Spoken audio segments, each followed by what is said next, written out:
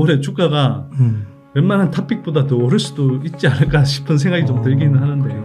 네. 뭐하는 기업이에요? 기본적으로 2차전지 장비업, 검사 장비 업체예요.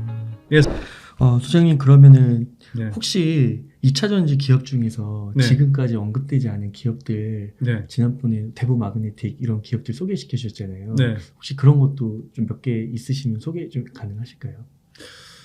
지난번에 다 말씀드린 것 같은데. 네. 그래도 혹시 또 상황이 바뀌었을 수도 있으니까. 네. 저는 올해 무조건 탑픽은 네. 저는 코스모 신소재라고 생각합니다. 이게 네. 예, 여러분들이 그 코스모 신소재가 갖고 있는 어떤 소재 여러 가지들을 네. 잘 생각해 보시면 올해 굉장히 크게 갈 수 있는 잠재력이 있다 저는 생각되고요. 이게 잘하면 뭐 올해 LG엔솔, 삼성 SDI뿐만 아니라 SK이노베이션까지, SK온까지 예, 아마 배터리 3사에 다 공급을 하게 될 수도 있지 않을까. 예, 물론 뭐 좀 시차들은 있습니다만, 예, 그럴 가능성이 있는 회사다. 그리고 이게 2년, 3년 전에 뭐 에코프로비움이나 LNF처럼 그때 왜 그 약간 주가 탄력받는 어떤 모멘텀들이 생겼었잖아요. 대규모 장기 공급 계약을 체결하면서. 네. 코스모 신소재한테 올해가 이제 그럴 가능성이 상당히 높은 해다. 이렇게 저는 좀 보고 있고요. 네. 특히 기존에 저는 LG엔솔하고 삼성 SDI 쪽만 생각했는데 얼마 전에 중앙일보에서 기사가 나왔는데 그 SK온이 코발트 프리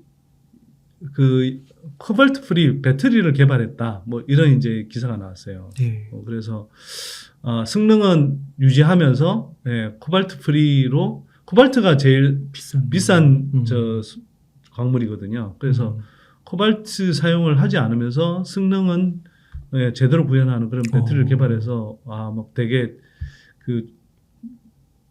뭐 좋은 배터리를 개발한 걸로 이렇게 이제 보도를 했는데 사실은 SK온이 개발한 게 아니고요.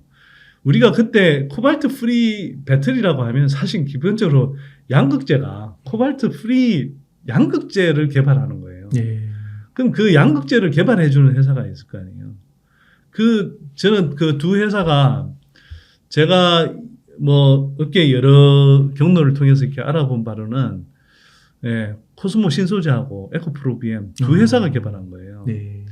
그리고 이제 SK온 입장에서는 그 코발트 프리 그 배터리를 개발해서 그걸 완성차 업체에다가 이제 납품을 할 텐데, 그럼 그게 이제 양극재를 공급하는 회사는 아마 듀얼 밴드로 갈 가능성이 높을 것 같고요. 그러면 에코프로비엠하고 코스모 신소재 둘 다 아마 공급하게 되는 수순으로 가지 않을까. 그게 빠르면 올해 뭐 한 늦은 하반기 정도나 내년 초 정도면 저는 아마 뭐 공급 계약이 나올 수도 있지 않을까 이렇게 좀 생각합니다. 그건 좀 멀찌감치 떨어져 있는 이야기인데 네. 제가 기존에 말씀드리지 않은 내용이라서 네. 말씀드리고요. 그다음에 대보마그네틱 말씀하셔서 제가 말씀드리면 대보마그네틱은 제가 나온 김에 좀 업데이트를 해드릴 텐데, 대보마그네틱은 지난번에 말씀드렸을 때 실제로 그 대보마그네틱도 주가가 꽤 많이 올랐을 거예요. 그때 말씀드렸을 때 비해서는. 근데 대보마그네틱은 오르다가 이제 이게 도로 떨어져 버렸는데, 이유가 뭐냐 하면 일단 오른 이유는 4분기 실적이 역대급으로 너무 잘 나왔어요. 네. 네. 야, 저는 2차전지 장비 업체가 지금은 2차전지 장비 매출이거든요. 전자스탈적이라는. 영업이익률이 30%대 중반을 넘어버렸어요. 2차전지 종목 중에 영업이익률 제일 높은 회사가 PNT인데 그게 잘 나올 때 20% 정도 나오거든요. 네. 대보마그네틱이 35%를 넘겨버렸어요. 어마어마하게 나온 거거든요. 네.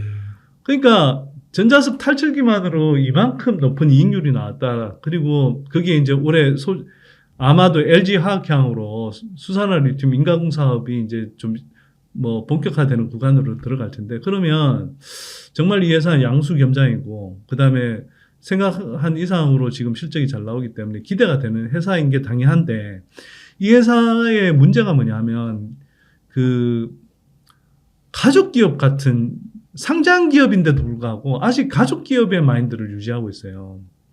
이 창업주이신 분이 뭐 나름 자부심도 있고 뭐 또 기술력 좋은 회사를 일군 건 맞는데 한편으로는 이렇게 상장했으면 상장회사로서의 어떤 그 의무를 다 해야 되잖아요.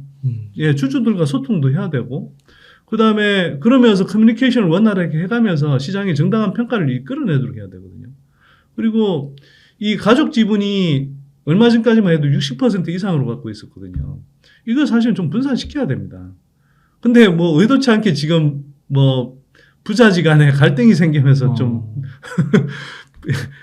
이상하게 좀 분산이 된 모양새가 돼버렸는데 하여튼 이제 그런 문제가 좀 기본적으로 있어요. 있는데 그 자세한 내막은 모릅니다. 사실 제가 좀 확인한 내용은 있어요. 근데 확인한 내용은 있는데 회사 쪽에 이제 연락을 해보니까 잘 확인이 안 되는데 일단은 표면적으로는 그 아들인 창업주의 아들인 그 이상익 대표 겸 부사장이 대표직을 내놨어요. 대표직에서 내려왔습니다. 얼마 전에. 그리고 이어서 그 지분을 거의 전량에 가깝게 매도를 해버렸어요. 장내에서. 네. 그런데 이 상황이 뭐냐 되게 황당하잖아요. 이렇게 실적도 잘 나온 회사가 갑자기 그리고 사실은 전자석 탈철기가 커진 데는 그 창업주 그 이중각 회장이 잘한 것도 있지만 그 아들이 또 물려받아서 잘 바톤을 이어서 잘한 부분도 있거든요. 그리고 소재 인가공 사업 같은 경우는 사실은 그 이상익 부사장이 한 역할이 되게 커요. 특히 거의 뭐 제가 알기로는 영업을 거의 뭐 직접 뛰다시피 한 걸로 알고 있거든요. 그만큼 열과성을 다해서 이제 키웠는데 문제는 이제 현재까지는 잘왔고 또 잘 와 있는 이 만들어진 베이스가 금방 뭐 무너지게 하겠어요. 한동안은 좋을 수 있는데 다만 이상익 대표가 이렇게 큰 역할을 하던 사람이 그 제가 듣기로는 뭐 부자지간의 어떤 갈등이 되게 심해져서 내려놨다고 제가 들었거든요. 그러면 이런 상황이면 이 이상익 대표가 그 회사에서 차지하는 비중이 되게 큰데 이 회사의 이제 상대적인 투자 매력이 떨어진 거라고 봐야 되겠죠. 그만큼. 예. 그만큼 리스크도 생긴 측면이 있는 거고. 그러면 예를 들어서 제가 이제 포트 단위로 투자한다고 그랬잖아요. 그러면 원래 대부분 아나리틱을 갖고 있던 거에서 이런 리스크들을 반영해서 투자 매력도 감소했으니까 어떤 비중을 좀 줄이는 조치를 하는 게 맞지 않을까. 그게 조금 더 안전하지 않을까. 이게 뭐 여기서 주가가 이미 좀 조정을 받았어요. 여기서 다시 오를 수도 있죠. 네, 충분히 오를 수 있을 만큼 실적은 잘 나올 거라고 저는 봐요. 또 소재 인가공 사업이 거의 뭐 계속 뭐 목전에서 계속 이제 본격화할 목전에 있기 때문에 뭐 그런 거 관련한 뭐 또는 계약 공시 같은 게 나올 수도 있기 때문에 하지만 이게 포트 단위로 투자하실 때는 좀 대부분 아나리틱에 대해서는 저는 비중을 좀 축소해 놓는 게 그래도 그러니까 상대적으로 뭐 이 방송을 보신 분들이 그때 어떻게 판단하셨는지 모르겠지만 조금 축소해 놓는 게 맞지 않을까 이렇게 말씀드리고요. 그래서 제가 아까 말씀드렸잖아요. 한번 투자하는 게 끝나는 게 아니고요. 이렇게 계속 상황 그 회사에 대한 어떤 상황들을 계속 업데이트 해가면서 그 상황 변화에 대한 여러분들이 적절한 판단을 하고 거기에 따라서 포트의 어떤 비중을 조정해가면서 그렇게 투자하시는 게 이게 진짜 주식 투자하는 거라는 거죠. 시청자님들께서 정말 진짜 유념하셔야 되는 게 오늘 이 정보도 오늘 소장님께서 정말 업데이트를 하셔가지고 전해주는 것 뿐이지 정말 이 시간이 끝나면 또 바뀔 수도 있는 또 거잖아요. 바뀔 수 있어요.